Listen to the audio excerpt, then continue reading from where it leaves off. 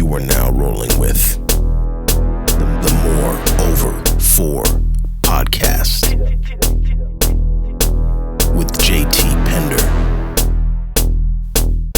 and DJ Clinton Tarantino. Presented by Yo, what up? What up? You're on the MO4 podcast with your boy JT Pender and Clinton Tarantino. Episode 2. Finally, we're back. We're back. We're almost way overdue again, baby. It's been a crazy 30 days, 45 days since the last time we got in here to record and put something together. But feeling excited about this one. How you feeling, Clint? I'm feeling good. Yeah. It's been way overdue. Yeah, So. we had some things come up over the last month and a half, but we're here and we're doing it. So Yep. yeah, we're back on track.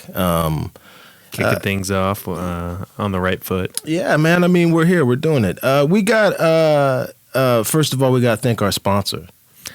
That's right. That's this is new. This is new for us. So we gotta. It's Pike Place Roasters Coffee Verb is a new amazing reverb plugin based on sustainably programmed algorithms, a nut-centric and full-bodied reverb response based on Colombian and Brazilian growers' bean algorithms. Coffee Verb creates buoyant effects that elevate personal creativity and heighten situational awareness. Pike Place Roasters sources all of their algorithms via a small sustainable footprint in a low emissions programming environment on totally renewable energy. This is an amazing reverb plugin. This is just groundbreaking. This fucking blows my mind. These guys are new on the scene. Coffee Verb is the reverb. It's really the only reverb that you'll need to wake up your music production. Check it out today. Thank you guys for sponsoring our podcast. That's the Pike Place Roasters. And with that, Wow. it's we'll get that into the plugins anonymous, but we got that plugin because we had a good response on episode 1. I think we netted like $2-3 million that episode, so that was good for us. Right. And working up towards the goal of 5 million an episode. Yep. Joe Rogan status. Yep. He's coming for us. Yeah, but no, we're actually getting our shit together. And we have some exciting stuff to touch on today. We're going to talk about a Shaper Box. Yep. Cable Guys Shaper Box. That's a plugin that I just got into. I don't even know, how did we start that one? I think you found a deal on it. We found a deal on that, I think, on Plugin Boutique. Yep. And it's just give it a shot, and it was definitely a worthwhile addition to the collection. Right. So we're going to talk about that. We actually used it on the theme song for the podcast, the soundtrack that pops in. So we'll show you what we did with that and some of the things we've learned. And it's such a dynamic plugin. We'll probably touch more on it later. I actually think that you might have got into that because of it was the time effect. Oh yeah, they had the halftime sale on that. Yeah, the halftime, right? And I was looking at that, and I ended up picking that up and then never using it. Yeah, I honestly haven't used that either. And then I got into it recently, and it's pretty surprising. Yeah, it's sick. The automation is pretty easy with that. That used to be something difficult to do. That's another one we'll have to touch on. Yeah, Shaper Box is like that on steroids with like everything else that they have. Yeah, it turns out a lot of great creative possibilities. Yeah, man. So, we got that. Let's start off with some news, man. That's right. Yeah, we got the what is it? We got the podcast, the Spotify. The big news for podcasters is the Spotify and Apple subscription podcast. They got this whole new thing that's going on right now where you can monetize your platforms for podcasting, and they're basically allowing users to add subscriptions to it. We're not doing that, but that's a big deal for the podcast because this whole thing has been kind of like the Wild Wild West. So now to add that option for podcasters to be able to monetize on the platforms without a separate distribution, that's a pretty big deal. Yeah. And kind of like YouTube. Yeah, really. Yeah. I mean, it's like a direct. Obviously, you're not dealing with Google on that, but Right. yeah, for Spotify and Apple, that's a big deal. It's like having podcast distribution without distribution. It's Yeah. It's a different partner program type of deal. Yeah, so there's that, but the big thing was the data review. That I think it was. You said what, Ari Herstan? Is that who released that? Yeah, that was Ari Herstan. Yeah, so Spotify released a bunch of data for the payouts For their payouts of 2020. Yeah, the payouts for 2020. I got some of the data here, and it's actually pretty surprising.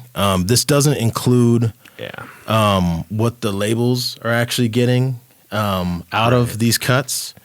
But it's a big deal for Spotify to release this this data that is it basically has how many artists are making what threshold of income Per based year. on so based on Spotify's payouts. right, and we know this is a music production podcast, but as producers, sometimes you get a cut on the back end of the master and things like that. And also a lot of y'all are artists. So here's some numbers. Here's some numbers for you. 2020, 184,500 artists made over $1,000 on Spotify in 2020. Over $5,000, it was 67,200 artists. So 67,000 artists. So worldwide, 67,000 artists made over 5,000. So what? That's For an annual salary. For an annual salary. Over 10,000 was 42,000 artists. Over 10,000 a year. Over 10,000. Yeah. And let me see, over 50,000, which is now you're at a point of a decent wage just from Spotify. That's what a minimum wage job pays. 50? No, 50 is more than that. 50's. Oh no. 50's. Yeah, you're right. You're right. Double minimum wage. What's a minimum wage job pay annually? Yeah, I mean, I don't know what. I don't know. I'm not. I mean, do the math real quick. Yeah, do that. But so 50,000, which is considered, I guess, a livable wage. 13,400 artists globally made over 50,000, and then over 100,000, which now you're getting into the fake baller territory. So a minimum wage, California, $29K. $29K. So 13,400 artists made over minimum wage, and then over that 50,000 in the world. Right. I mean, that's seems in pretty the world, but that's based on Spotify only. Right. I guess if you're in like Vietnam or some other country where the income ratio is different, that would change things. It could definitely. These are all in USD, so and then over $100,000, 7,800 artists made over $100,000. This is including. I want to remind everybody, this is including like major label artists. This is not separating Taylor Swift from JT Pender or Quentin Tarantino. This is everybody on Spotify. Across the board. And then over 500,000, which is big money territory for the year, 1,820 artists. Big money. Yeah, and then big money, 870 artists made over $1 million in the year. Woo. That means $870 million went to only lot of money. Went to only 870 artists. So that's $870 million. That's crazy to think, like to put that Between in perspective. 870. Almost $1 billion went to under 1,000 artists. Yes. And then that's not including what the record labels are taking out of that. If they have advances or things like that, and they're taking 95% of the income. So, that's just I don't know what to say about that. I'm not trying to burn any bridges, but it's data. but the data is is there. It gives you a perspective if you're trying to have a music career just based around Spotify, for instance. Right. And I don't know how many artists are total on. Especially when you're banking a lot of exposure and potential and income off of the platform, that gives you some reference for, some point of view. Where a lot of these, websites and ads are pushing, basically pushing the algorithm with playlists. This is kind of what you can make based off that playlist placement. You know? I mean, This, man, I think that this connects directly to Homeboy, who we kind of alluded to a little bit on episode 1. Gonna have to pull him up for the next one, the streaming executive. Yeah. Yeah, Homeboy. I would like to get him on this, actually. That would be great. Talk to him about these numbers and his routine. But I'm gonna leave that out right now because I don't know legally what to do on this or that. But we'll look into that. Yeah. So the point being made is that although music is more accessible than it's ever been, and your production is going to be more accessible than it's ever been, the pot of money is probably bigger than it's ever been in terms of royalties, but it's going to a very small amount of artists who are most likely on major labels. Yes. And so, we just wanted to make sure that we could depress everybody before we got into the the side of making music. Exactly. But no, I mean, that's just Spotify. That's not including everything else, and it's just been a different industry as well for the last year and a half or so. Since the pandemic hit, and things are definitely changing by the month. Right. Streaming has become, a very big part of the market without live music. Yeah, without the events. And we'll see what happens in 2021, now that the live events are starting to come back. Right. I mean, there's quite a few.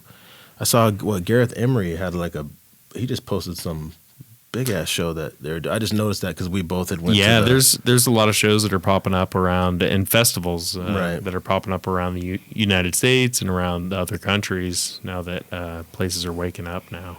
Well, I know that everybody's looking forward to that. Yeah, everybody's looking forward to getting out of their quarantine and yeah. Hey, what else is in the news? We have there's something you brought up. Spotify's testing out a pilot program that's actually caught Congress's attention. It's called Discovery Mode, which was first announced in the fall. And it lets artists and labels agree to take a lower royalty rate on certain tracks in exchange for higher priority in its algorithms. So, this was fall of for 2020 that they started this, correct? Yes. Yeah, this is... it's the quote-unquote race to the bottom. The race to the bottom. In basically an already competitive market and somewhat oversaturated, it's not making income any easier for folks like us. So the deal with this program is what you agree to a disc. Basically promotion for exposure at a cut rate. Yeah, so you agree. So an artist agrees to a discounted rate, and then they get pushed up on their discovery, which honestly is kind of a fuck you to advertisers, right? and it's also a fuck you to people that are actually paying to advertise on the platform their music. So I remember when they had that program, and I was like, this is kind of crazy. They're definitely. I'm glad they're taking a look at that, but it's reached Congress.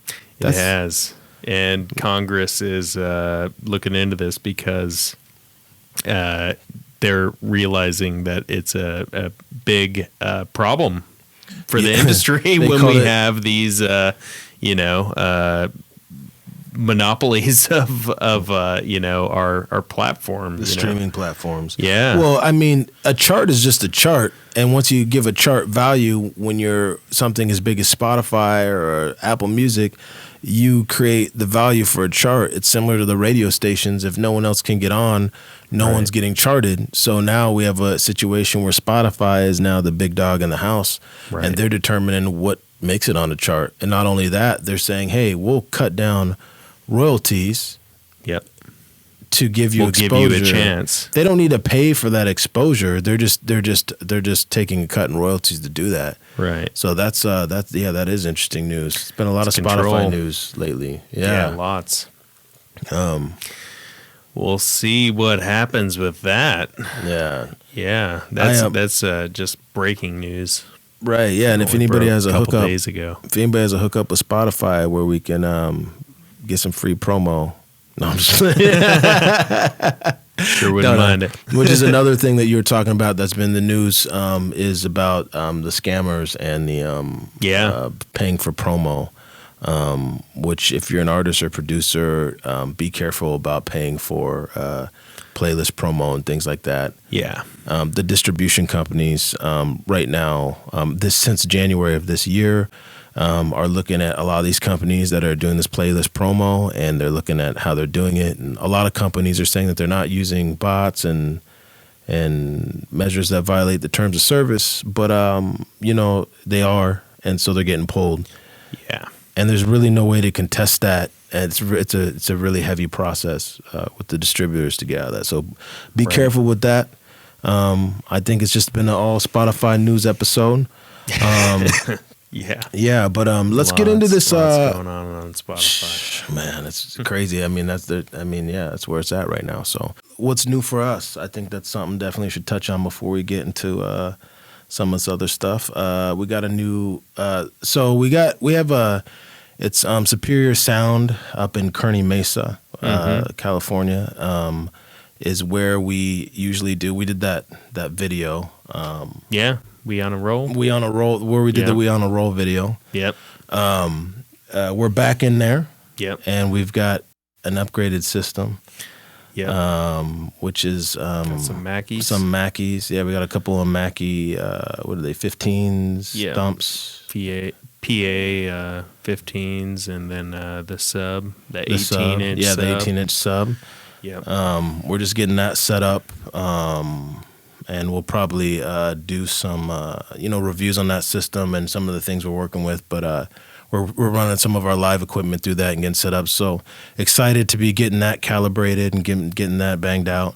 Yep. And then the studio has changed because in between our last episode, which is one of the things we were talking about, was that the MacBook, I had everything on a... Right. Here was a modded out 2011. The core of the studio. The core of the studio was a 2011 MacBook Pro, but it was all upgraded, and it worked well for what we were doing with it. But last time we came in here to run our test a few weeks ago, it had a good run. It had a good run. 10 years. Yeah.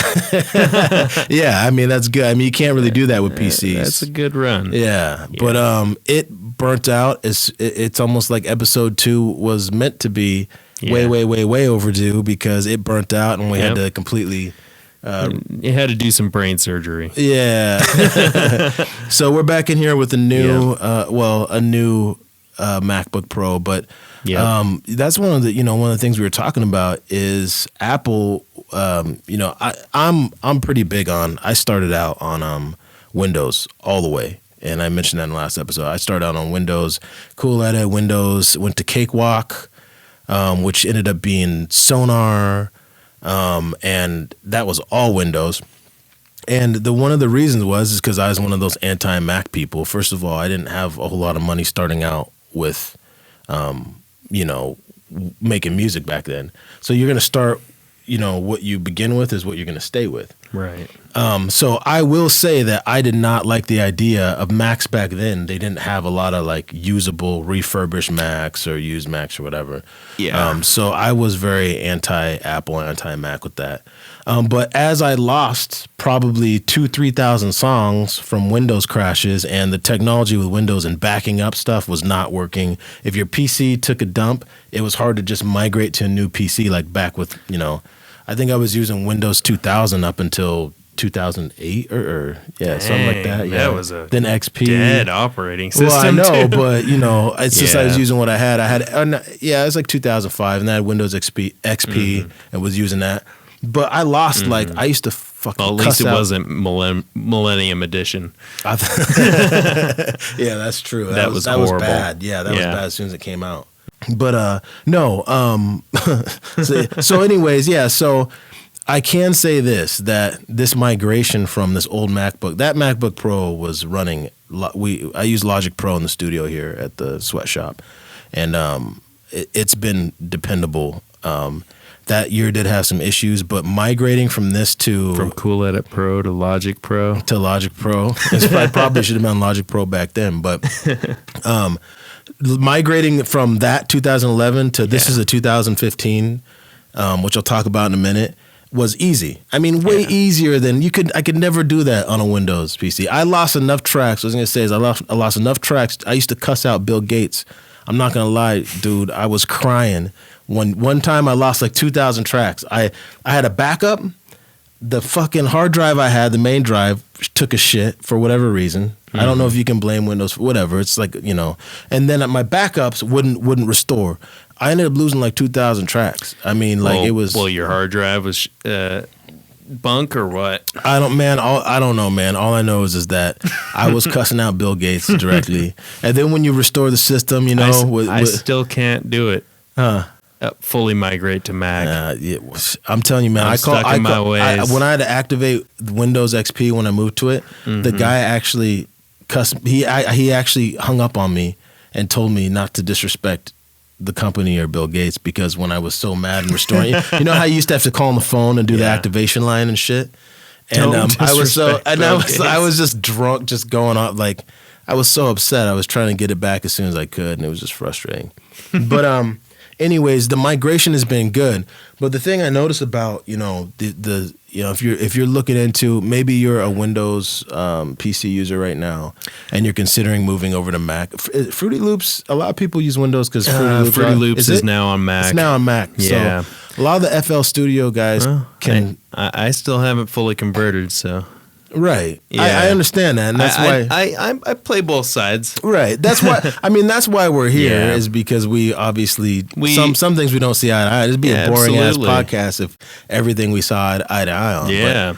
But, I can't, like I said, it has been good. Now you've had a lot of frustrations with Windows, so have I, but I still continue to enjoy the struggle. I'm not going to say why you love the struggle because I'm not going to fucking pin you on this podcast, but I know why you love the struggle. It's because I love Bill Gates. Yeah, all right. It's a little easier to do some things on Windows than it is to do on Mac. Absolutely. It's a little cheaper to do things and to test new software and stuff, but that's besides the point. But the hardware, everything, more possibilities. Right, and we weren't even planning on getting into this on this episode. But you have a lot of stability with Mac. You do have a lot of stability, but you do pay a lot for that stability. You do. But I will agree with you on this, and this is where I'm going with this. The reason we were going back and forth about should we get the new laptop? The new laptop was it's like $6,000 maxed out or something, and I think we're up to this is a nerdy podcast, so I don't want to hear anybody bitching about this. We're going to talk technical shit. I think this laptop has 2 terabytes SSD, and the old one did too. The new one is 6 Gs to have the same specs or something. It's crazy. But the thing that really got me is that the dongle. I agree 100%. What Apple has done with these dongles, you need it. It's everything is it's a peripheral device, right? It's a Thunderbolt, right? Yeah. Well, it's USB-C. USB-C, right? Right. Everything is going to USB-C now. Right. Yeah, everything's USB-C, but they've done away with 2.0 and 3.0 USB. And to me that's crazy because most of the devices that we're using are all USB. Are all USB. And traditional. Right. And that I doubt that to me it's just crazy that if I wanted to go on the plane, for instance, right, and use my headphones and use a mouse and it wasn't Bluetooth, I'd have to use an adapter for each of those, for instance. Right. I was just thinking about practical shit. Yeah. I'm at a hotel and the reason I have a laptop is because I like to be able to take it, go to the next studio or whatever. And so I agree with you on that. So I think this is and especially what they're doing with the, you were talking about the silicone chip and a lot of the compatibility issues and stuff with that. Yeah. I don't want to burn any bridges. If Apple wants to sponsor our podcast next, we're not against. Whatever. No, we're absolutely. I think we're absolutely sponsorships from Tim Cook. We're probably gonna burn bridges. But no. So that's what's new in the studio. We got a new laptop here, and that's what we're on now. And it's been a good migration. I will tell you guys, if you're on a Windows computer making music, for me personally, I'm in disagreement with Mr. Tarantino. It has been night and day for me. I haven't lost as many songs, if any. Backing up has been better, but I do a lot of my work on integration is nice. It is nice. Being able to work with Logic and being able to send stuff straight to iTunes and all that has been good too. But you know, I don't know. It'd be interesting to hear other people what they're using and their setups and all that. So maybe we'll put some out for that to get some feedback. But yeah, so that's what's new in the studio. Wasn't really looking at doing a Mac versus PC thing, but we just touched on it. Yeah. Next we can do Android versus iPhone, just for no reason. Music apps. Yeah. So you did you get any new gear? You got the new headphones, the new for the DJ for the live for the. Yeah, I've got the new headphones. I haven't had much of a chance to try them out. They're the Pioneer HDJ 100s, I want to say. And those are just for the 1000s. Those are for the live stuff. They're for DJing. Yeah, just for DJing. Don't be a gearhead, man. Primary purpose. You shouldn't be a gearhead, but we'll talk about it. Yeah, not for production. Shouldn't be a gearhead, but don't be a gearhead. Well, let's talk about it in the next episode. Touched on last episode, but we'll talk about it next episode. Yeah.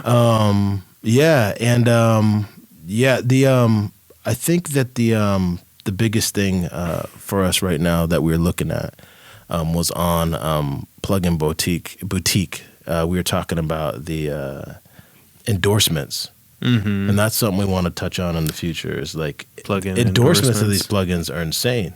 They're great. I mean, it sounds like some of these people are having they're having like orgasms over and seizures over these plugins.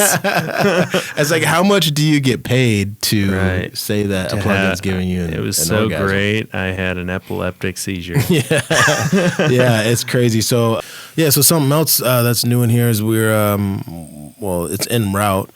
Currently in the studio, we're using ARC 2.5. And if you don't know what ARC is, it's by IK. It's by IK Multimedia. IK Multimedia. It's the acoustic room correction plugin. Yes. And I've been using it for like 5 or 6 years. I used it when we just moved down here and had the studio at home.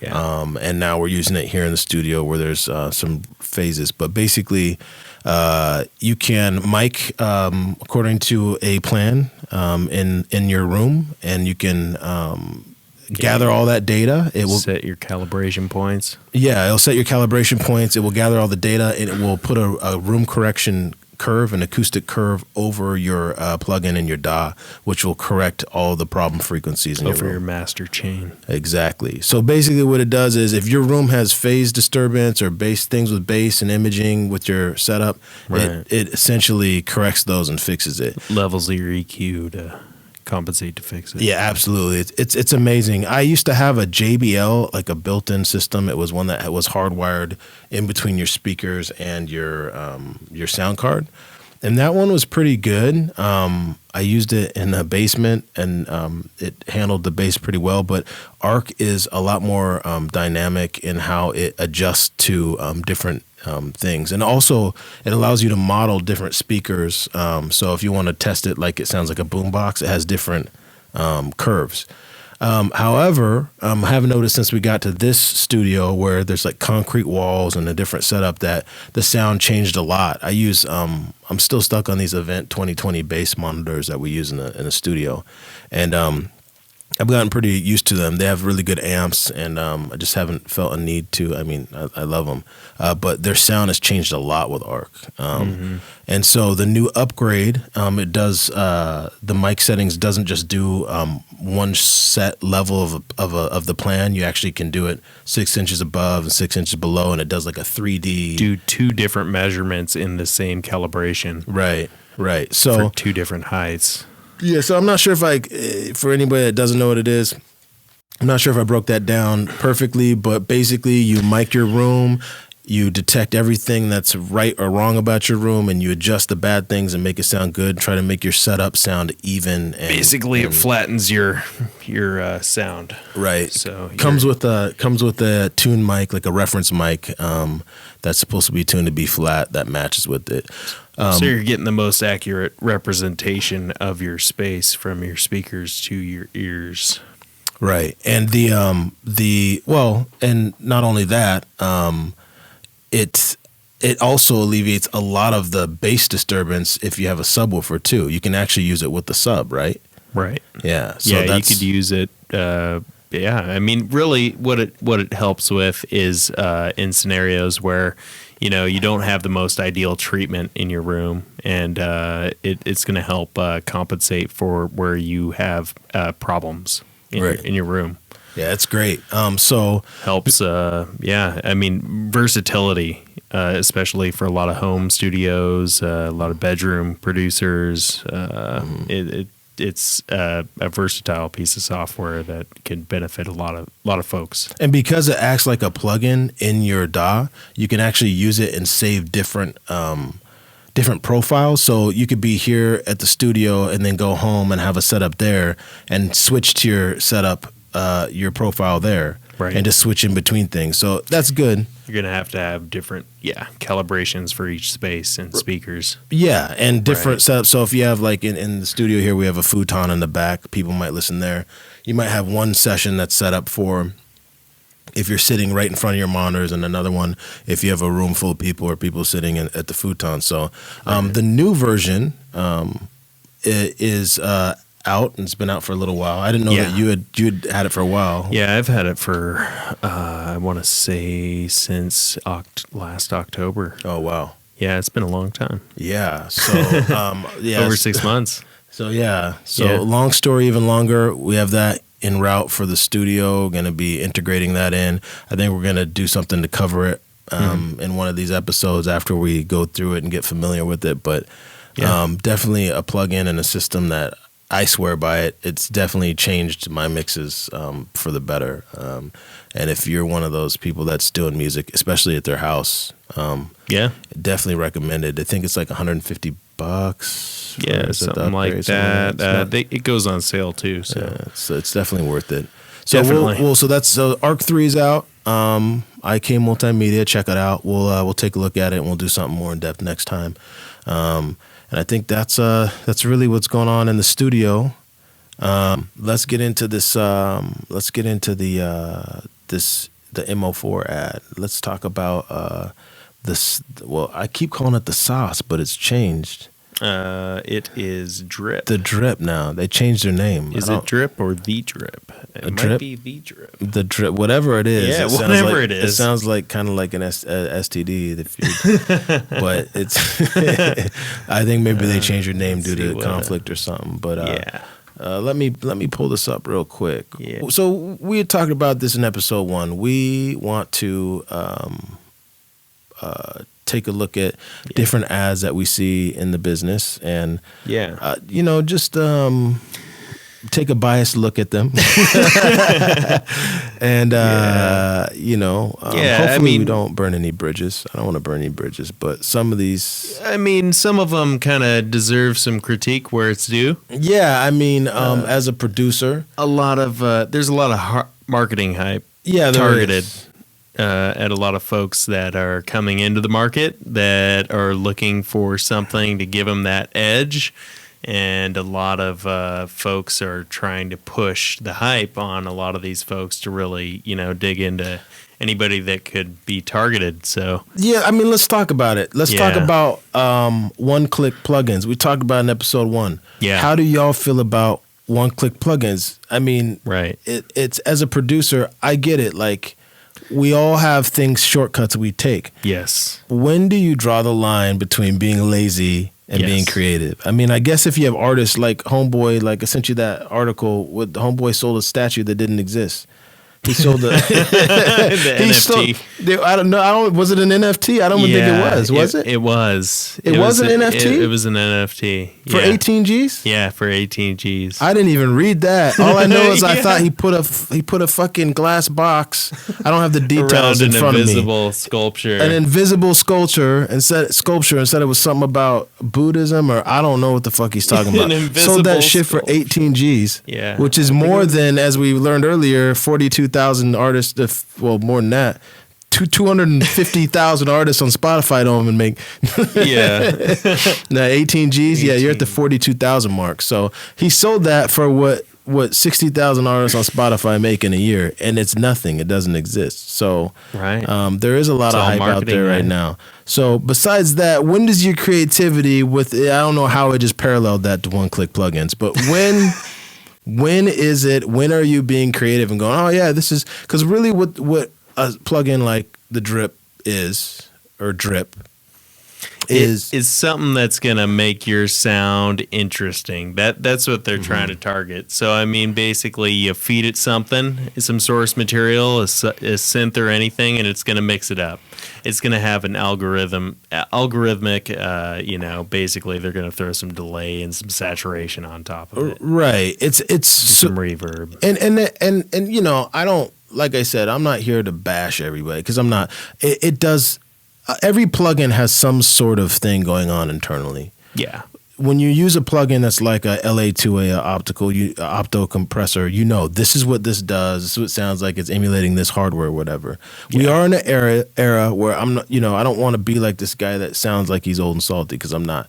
Where we have all these options, and the Drip, really what it is it has effects chains. It's in a multi-effect. Right. It's a multi-effect. Yeah. And a lot of companies make these. I mean, Native Instruments has some, and they wrap it up. But the marketing on Drip is what has got us. I mean, there was a point in time, I think when it was the sauce. This is nothing innovating. Right.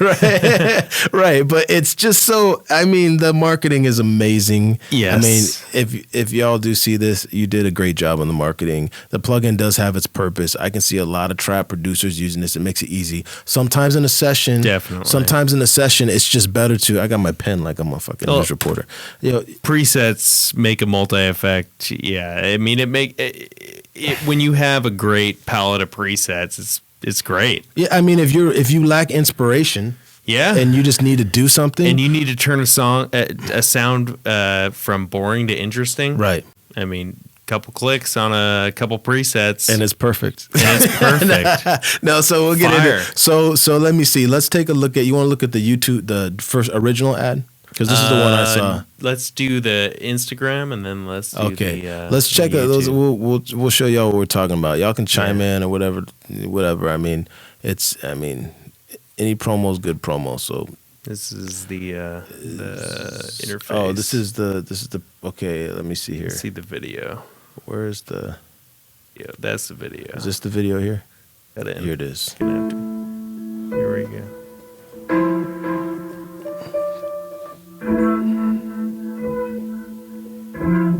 Literally 2 clicks and it's perfect. And the melody, fire. Damn. I mean, it does sound good. It does. For what it is. With this? Oh, let's try. Let me give it a little drip. This guy. Fire. Ew.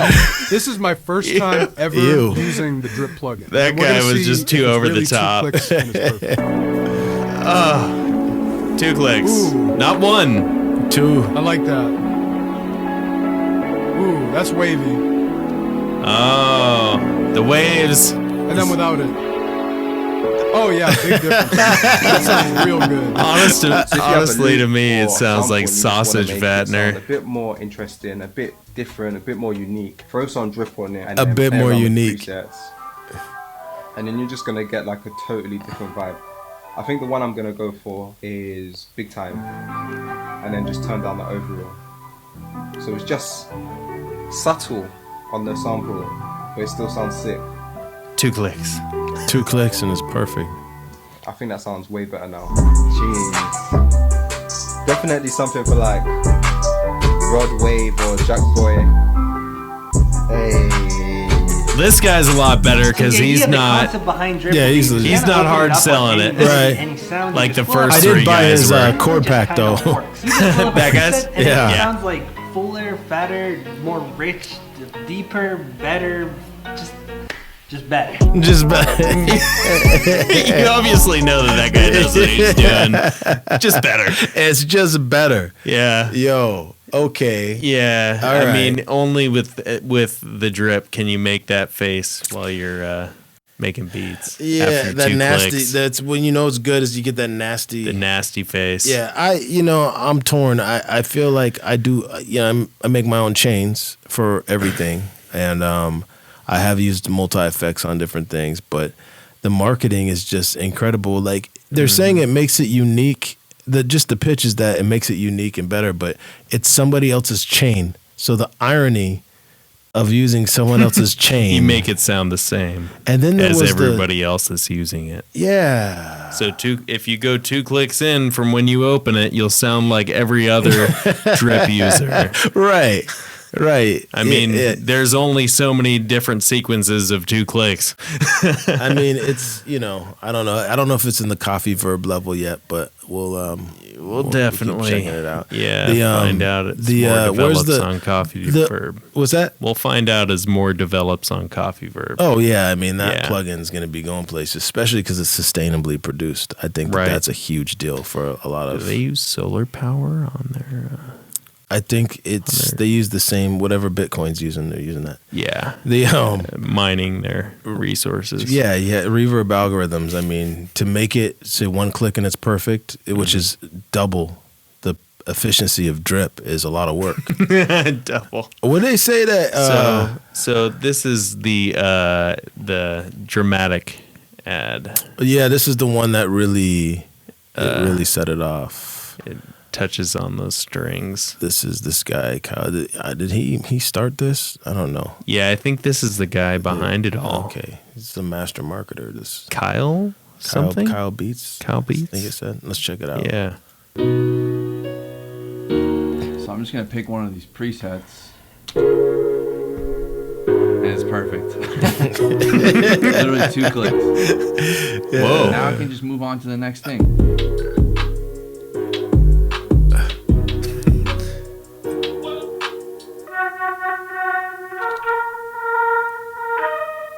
So this is before.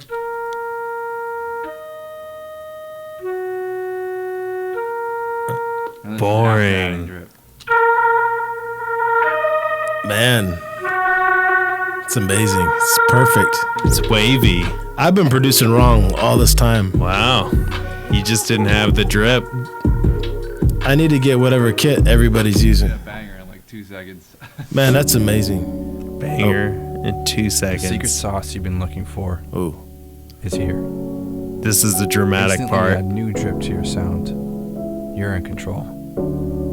Streamline your workflow in as easy as 2 clicks. 2 clicks. Or maybe you can get intricate to create that perfect drip. That perfect drip, baby. You can mix, match, and randomize presets for an unlimited amount of combinations. Unlimited. Quadrat. What did they? Huh? With a simple They'll user touch on it. interface, anyone can pick it up and use it to its full capabilities. But don't get its simplicity confused, because drip packs a punch. For 2 clicks. Custom industry standard filters. Doesn't 4 that types of negate itself? saturation, Quadratic reconstruction, soft clipping, hard clipping. Quadratic stereo reconstruction. alternating, Dynamic LFOs. What is quadratic reconstruction? To create dense sounds. The amount of drip you add is up to you. Quick, easy, and powerful. Drip it or drop it. Damn. I'm sold. What are you waiting for? So wavy. It's all wavy. I mean, okay, that is amazing. That is an amazing. Wasn't that dramatic? That is the most amazing ad for a plugin. It was pretty damn riveting. Yeah, I mean, but wow. I mean, the claims he put in there was just absurdly bold. You know, where he was making up terms. The quadratic reconstruction, I'm curious about. I know. Like, that's is that definitely worth Googling. Is that a technical? Let's see, quadratic. Is it some double entendre? Reconstruction. I know that custom industry standard filters are no longer industry standard filters because they're custom. Oh man. that is your logic is sound on that one, man. All right, so this is a technical paper, so maybe we're just stupid.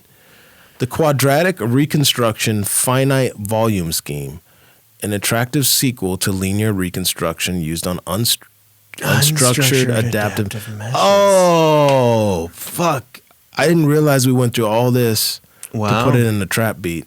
I honestly do not know what quadratic reconstruction is, but No. it might be something new. Maybe that this is makes new it- to plugins. It makes it wavier. Yeah, It's a that's the wavier wave. thing. Yeah. Whatever, man. Hey, big up on the marketing. Y'all Yeah. did your thing. I mean, I think it's Definitely. We'll have to check it out. I mean, right now, because we're basically just hating because I haven't gone out of my way to install this plugin or I try haven't it. either. So maybe we'll have to do that on the next episode after we give it a good trial and say, Yeah, I mean, we can't be. First of all, there's two rules to this show, there's to this podcast. One is don't be a gearhead, which we violate, and two is don't burn any bridges, which we violate every single episode, and that's going to be probably the pattern of it. Maybe Kyle Beats. I don't know. Hopefully, he doesn't take it personal what we're saying about it, because this is an ingenious marketing, but it does leave you with like, damn, like there's some shit I don't know. So I guess we're back to the question. though. exactly. Back to the question. Yeah. Are we being snooty by saying that 1-2 clicks? Maybe we're being closed minded. I don't know. It'd be interesting to hear what people say about that. We'll see. What do y'all think about that? Yeah. Is that what we need as producers? Everything to be 2 clicks away from you? Yeah. Does it? Are you being closed minded and missing out on inspiration? Don't or are get you me being wrong. lazy? Efficiency is always a good thing, but Right. are you being resourceful in your laziness? Right. If I'm in my DAW, if I'm in Logic, efficiency. I It mean, sounds like you're limiting yourself from true creative potential there. I'm gonna agree with you there, homie. I really do think that that's part of it. I mean, there's different things like efficiency, maybe having different patches. I got different patches for everything, or say making a panel set for the riser for something. Right. That to Have me a, is a custom plug-in chain that you could drop in and tweak a couple knobs, and you Right. could map knobs in your chain to be able to tweak your knobs and your plugins, so you could have macro effects. Yeah, I mean, there's limit. You could have 2 clicks there. Absolutely, there's limitless things going on right now in the industry right now. But it seems like they're dumbing down, and then every beat is like a trap beat that you're doing it on. It's wavy. Okay, I get it, but I Yeah. mean, it'd be nice to see a different angle on that. Maybe we'll take a look for the next episode. I don't know. Maybe I'm being too judgmental. We'll have to hear what the folks have to say about it. Absolutely. And we'll definitely touch on that next episode as well. Well, you know what, man? I think it's time for us to get into our Plugins Anonymous Segment. Boop, boop. And the song is, for some reason, we keep calling it the Batman song. And we originally called it the Juvie song because it was like a juvenile, and then it went into 5 different versions. But here we are, though. Back that ass up. And you'll know this song if you watch this because it's the intro song to this. And so I'll just play it raw out of the session, and then we'll dig through it and see what we did with Shaper Box, and we'll mess with some other stuff. How about that? Bam.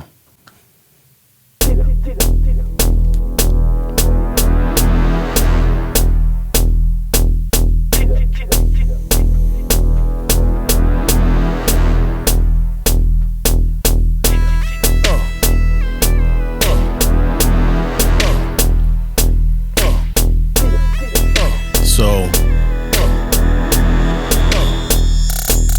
beat.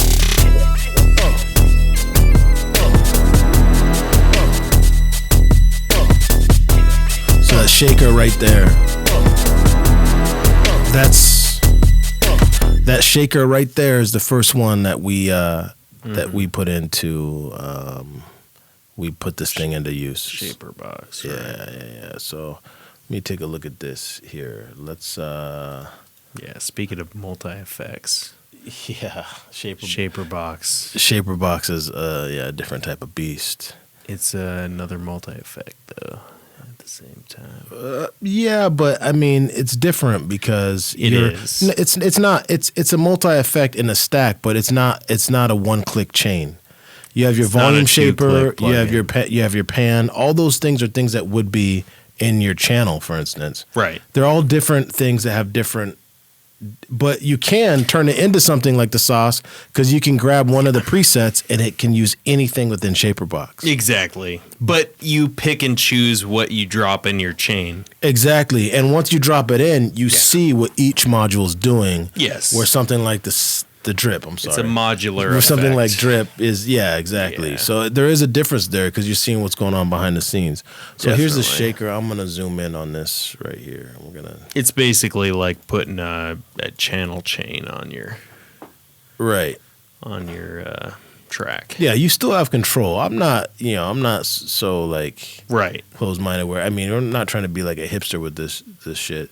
So here's the shaker. Wait, hold on. Let me see here. What do we got? Okay, so here's the shaker. I think it might have a little bit of a duck on it from somewhere else. So it's going into a different channel. So let's pull that channel up real quick.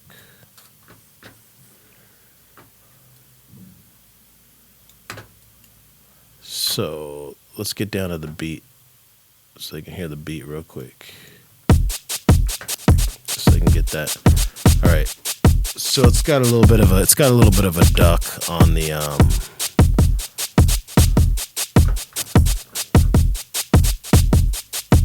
So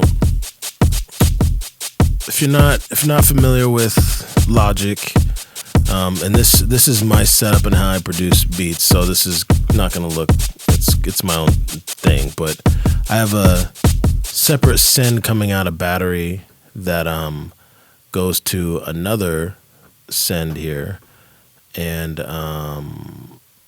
this channel here, let me get this so we can see it, has Shaperbox on it for just the shaker. So here's the plugin here. So when you play this, that's what's actually happening. So I'm gonna take off the beat now that we can grab the beat. I'm gonna pull this shit off here. So really, and it's loud right now because of the let me pull that down a little bit. It's missing all the effects.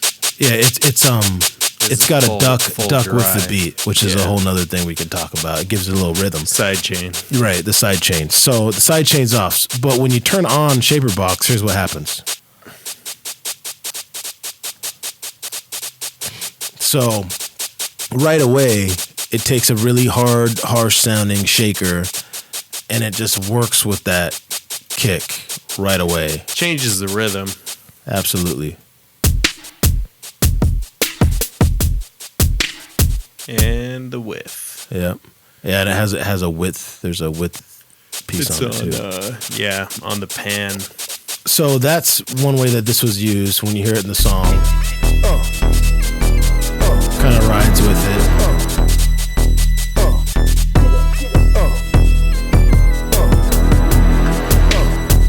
So that's how we use it in this. We used it to add more rhythm with the shaker, but there's a lot of other things you can do, and we had talked about that. Here's the bass line of the song, and this is now we're just going to get into experimenting to show you. So I think this is just a simple.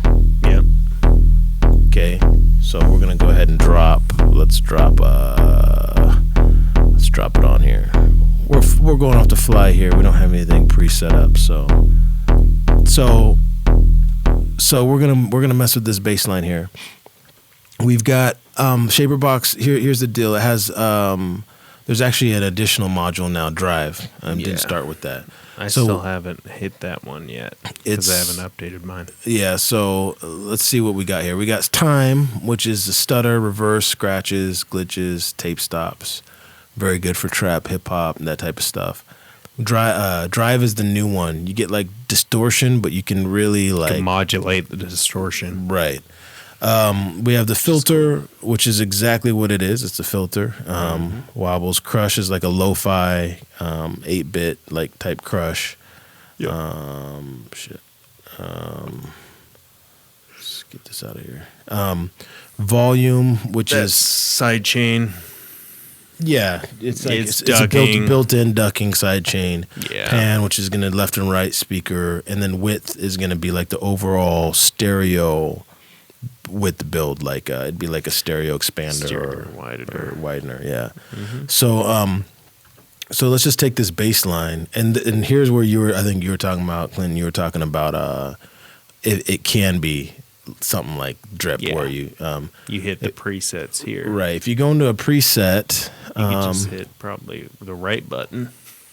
the right. No, yeah. just go down to init down there, and then just hit left or right. Okay, gotcha. Yeah. Well, this is a vocal. Let's find something that'll be on a bass line. So, if you're talking about like lo-fi, let me take a look here. Talking bass. Let's try that one because we're on a bass. Mm-hmm. So let's do the original. Here's the original. Just to get back into it, we'll do the original. See where it's at.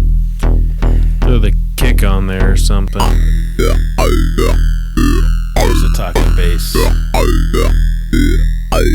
Modern talking. Nice dubstep sound. So this is the lo-fi. Very dubsteppy. Yeah, but it can change his bass. I mean, 2 clicks and it's perfect. Perfect. It's gonna be. This is the one. Yeah, there you go. So you hear the. Very rich. Let's try. You mind if I? Yeah, go ahead. Let's see where am I? So all that's going on right now is just this effect over that same bass line, and this is just showing the preset packs that are Oh, never mind. with My shape mouse box. doesn't work. Oh shit. Okay. You sure? Try again. Nothing. Okay. No, nothing. I'll fix that. So, lo-fi. Try to So hit just time on it. So here's the Ooh. here's the duck. We're just gonna go through the module. We'll go through the different sections. Here's some filter duck, some different ducking. You can see the packs here.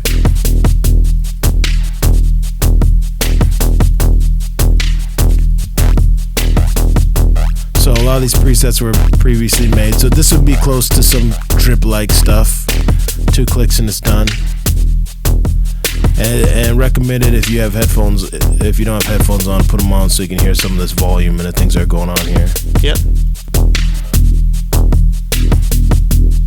Okay, so that's the ducking. We did lo-fi. Let's go take a look at compress. Run through these real quick. This is subtle, more effect. This is all about just on the bass line. It's not going to be the same. Scratching is going to be more dramatic. This is.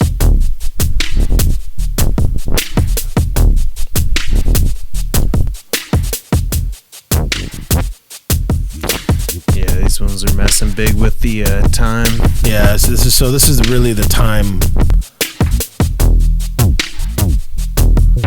And the bass line hasn't changed at all. All this is just the effect. So you can hear how it adds the dynamics. That's with cool. Yeah, that is cool. Let's check some tape stop shit. That's a nice wobble. Let's check some of this tape stop. Let's see.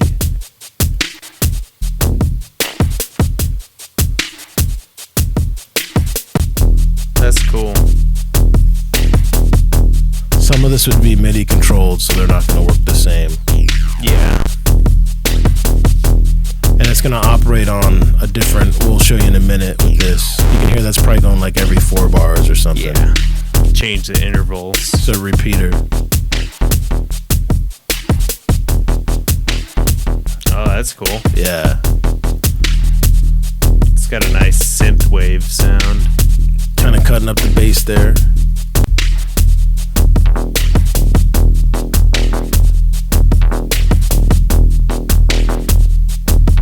So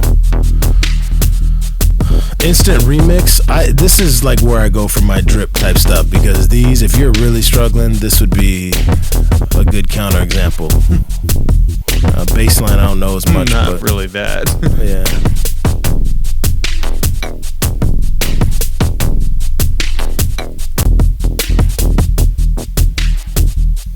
Oh, it's all dependent on your source material. Yeah, too, so we're as going over well. bass right now. We got a lot to Yeah. cover. So let's those are some of the preset packs. So that gives you an idea. The preset packs are a mixture of all the actual modules. So Yep. let's go back to this ducking one real quick, since that works on the bass line. We'll start here real quick. So what's really going on? Well, here, so really you have all these kind of LFO curves that you can modify. And I'll be honest, I'm still getting the hang of all this, but you can stretch it across the length of the bars. So obviously doing this right now, this loop is a total of 8 bars. And we have a 1 bar length. As you increase them, it'll, your effect will essentially get longer over the same amount of material. And as you decrease them,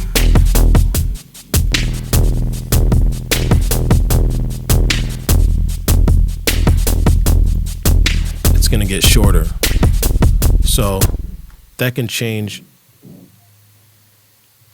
how you do the effects, and that can change how to apply them. So for basic stuff, you can do volume, you can do pan, and it's really easy to get some really good results out of it.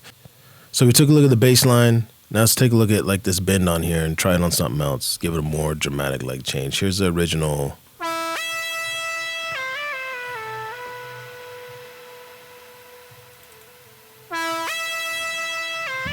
Sounds cool. Yeah, so here's with just one preset on there. It's got like a Gives it some rhythm. time, filter, Gate. volume, pan, and width all on here. So I'm gonna take these off.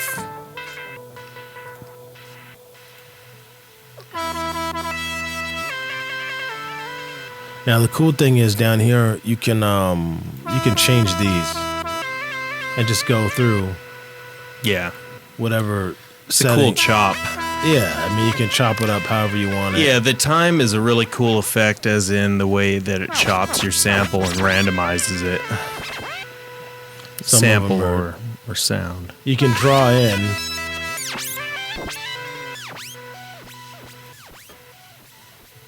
And another thing we do with this is like we'll use it as a send. So you only turn it on the send once in a while, then turn it off when you want to really switch it up. Yeah. You could have did that with that shaker too to do a send on that. So that's that. That's time. Here's what the filter's doing. It's at length 1 bar right now. If you change that, this will give you an idea how the filter kind of slows down. So very slick. Here's the volume. Volume's cool too because you get Yeah, a lot it of is. stutter and a lot of different effects like that. You can go into these rhythm modes.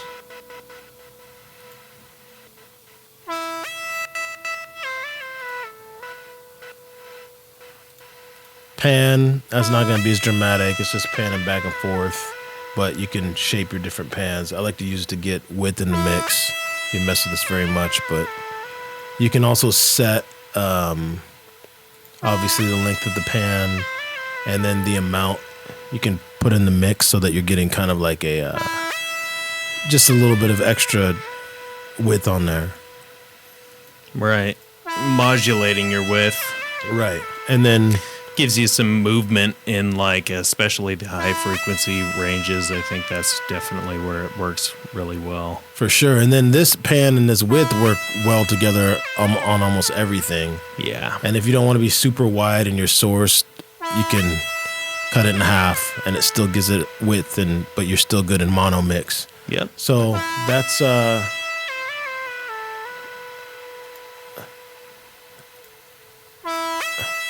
that's a good example of kind of what you can do with this on a synth. I'm gonna do one more thing. Tarantino, let's take a look at the beat, the entire beat, because the remix function, just to give an idea of the power of this on a whole beat, is pretty crazy. So this is the beat for it, obviously, and just to give an idea of all the modules, this is more of the one-click type thing. We'll load this up and we'll do the remix presets, so you can still get that, you know, messing around inspiration type stuff here. Yeah. Let's see. It's over the instant remix. This will give you an idea.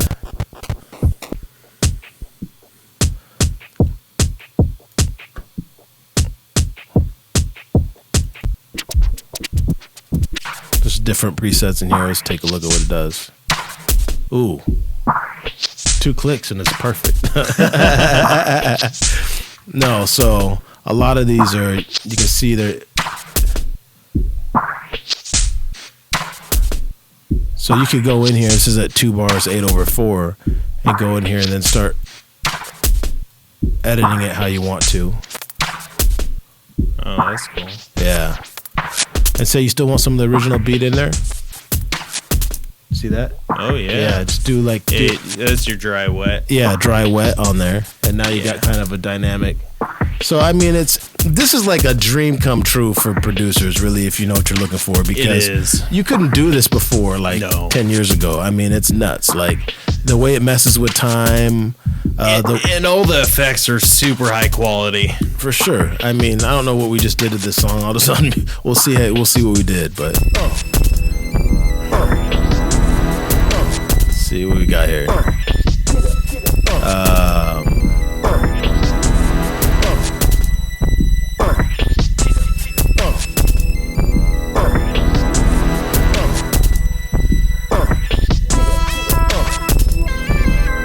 Yeah, so I mean, you can chop up a song pretty easy, especially if you're doing remixes. And that's kind of the overview of Cable Guy's Shaper Box.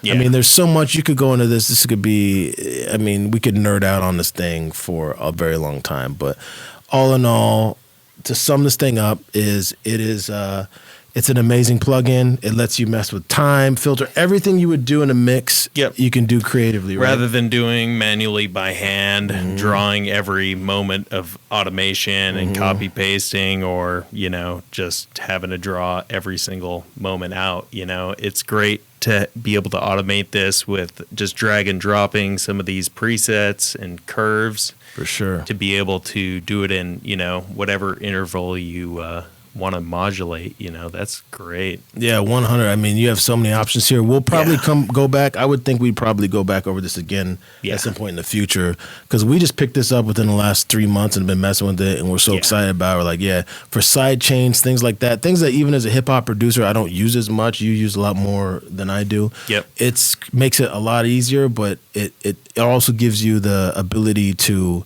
not just use it as a one-click plugin, but to edit and to learn how to work within it. So, Right.